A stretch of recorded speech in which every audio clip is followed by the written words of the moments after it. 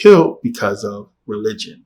So we have, remember with the witch's hammer, we had the witches, the whole Salem witch trials. They killed, murdered those people. Anything. The reason why the King James Version mentions fairies, and you have to understand, we talk about England, and we know who was over there in Ireland with the Twa, the pygmies, the small people that they tried to say was these, goblins. They made up all kinds of stories like they did with the Tasmanian people, and the Tasmanian devil, saying these people were evil people. And you got to understand why this stuff was done. And they used religion to try to justify all this, just like they did with slavery. But religion came so they can go about and say, you're doing this, you got to die. You got to stop or you got to die. So anything that was attached to spirituality, that can be attached to spirituality, that can be used in any type of way to show any true, real spirituality, was done away with the Bible, with Christianity. So think about it. What did they do? Columbus and all of them set out to the Americas, to the Taino people, all the indigenous people, including in Africa. What did they try to do? They came in there and they brought Christianity.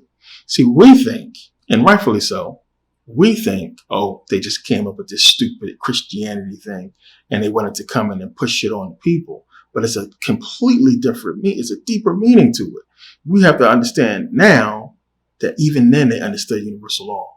They knew because they had religion. See, you can't look at the religion as I just gave you the last video, sole purpose.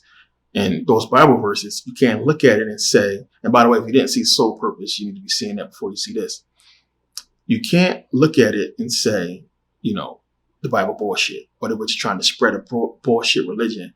No, it was the truth. What's in that Bible is true, not on the surface, but the hidden meaning is the truth. And they gave it to the people. They was giving it to the people, but it was taking them away from real, straight up spirituality and giving them allegorical stories, parables, if you understand. So they told these people like it was real, but the deeper meaning, as we know, allegorical stories, parables. So look at what they did. They went into all these villages. We know they went into the Taino people. If you didn't convert, you was killed.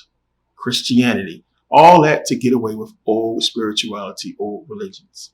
Now, a lot of the Africans that was left alone, the tribes, they were left alone to practice voodoo and to do what they was doing because they was in no way trying to grow as a civilization.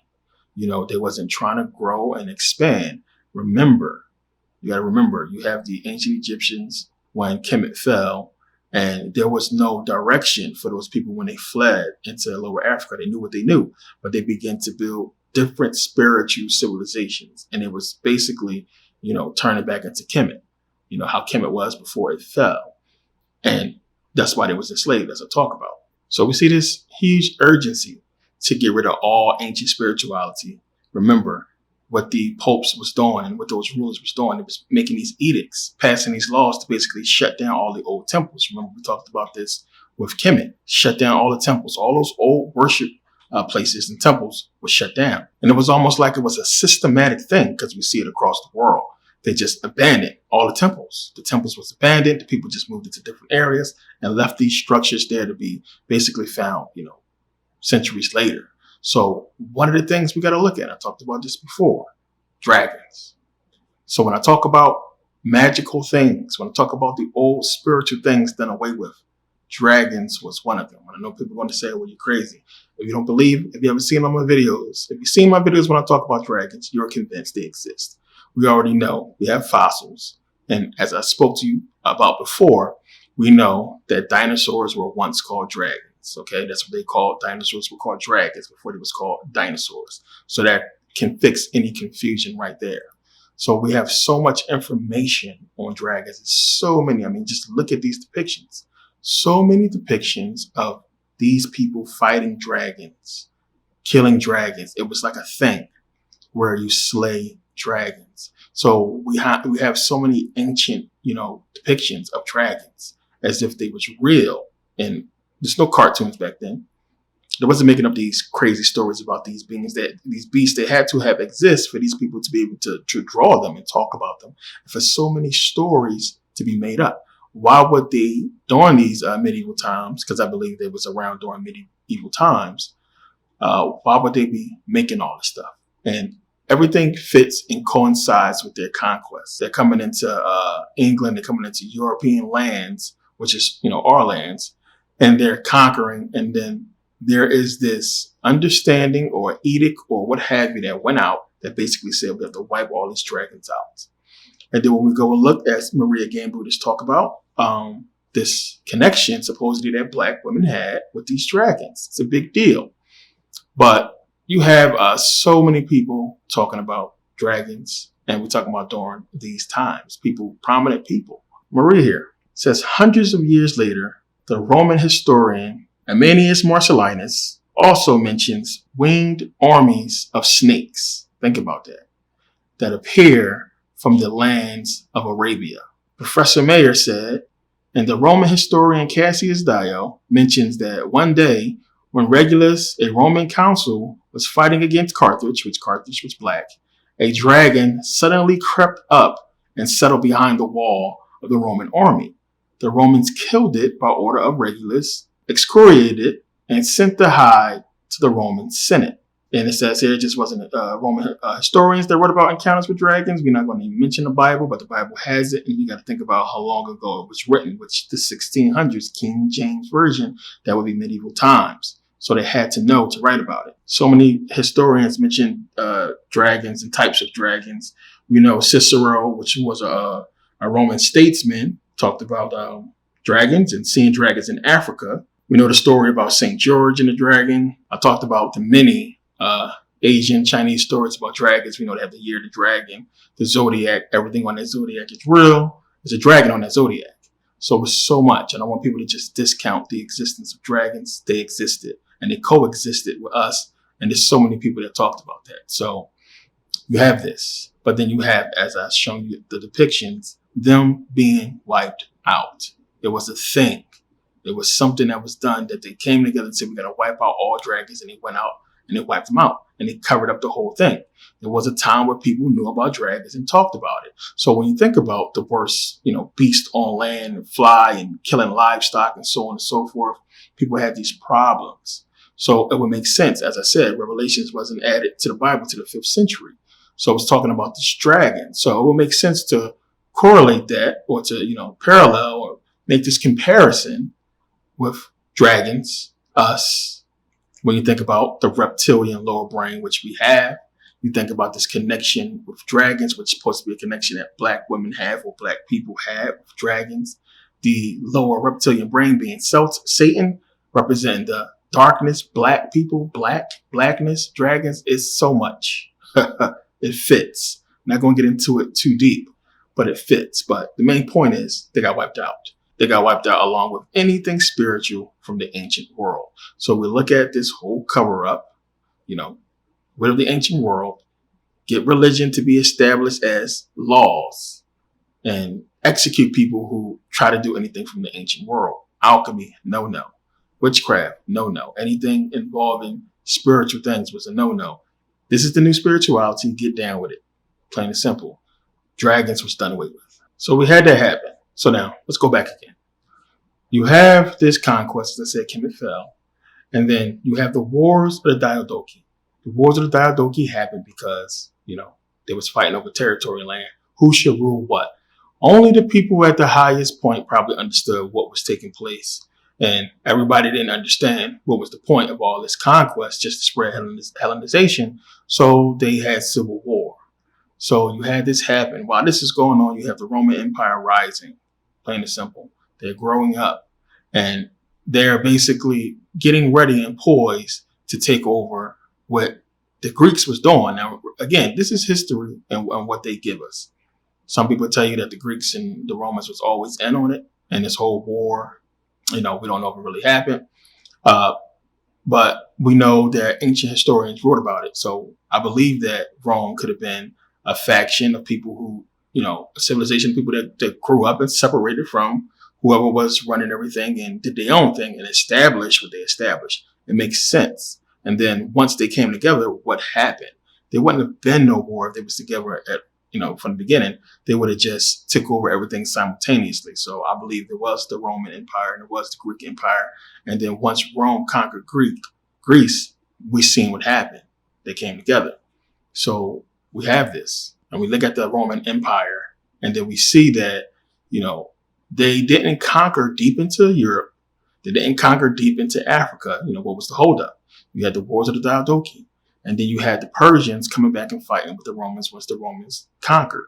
And then you have the establishment of the Arab kingdom. The Arabs, they came to power and they fought against the Romans. And then eventually you have Islam coming into play. And then right around this time, we see them go into the rest of these European, countries. So look at the map here. Look at all these countries. A lot of people don't realize how many European countries it is. When people think of Europe, they think about Italy, they think about fucking England, Spain. They don't really think about how many other, European countries it is. So look at all these countries. This was all black lands, black territory, black people here.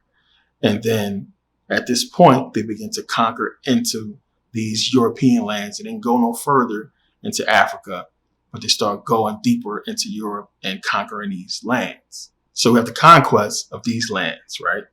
And again, stick with me. This is going somewhere. I know the agenda. This is everything. So, stick with me on this. You have the conquest of these lands, right? We know them as European lands today. There's African territories, right? This is happening around the same time. It's a simultaneous thing. Fighting here in these lands. And you have the establishment of Christianity. So after they dominate and come into a land, they dominate, they bring their people in, set up civilizations based on Christian values. How do we know this? Go to these countries today. What is the religion? Christianity.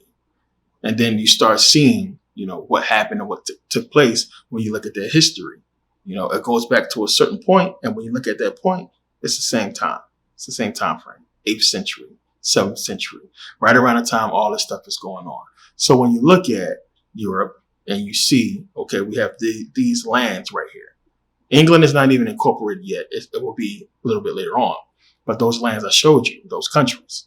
So who was the, first European, major European ruler after Christianity, came into play?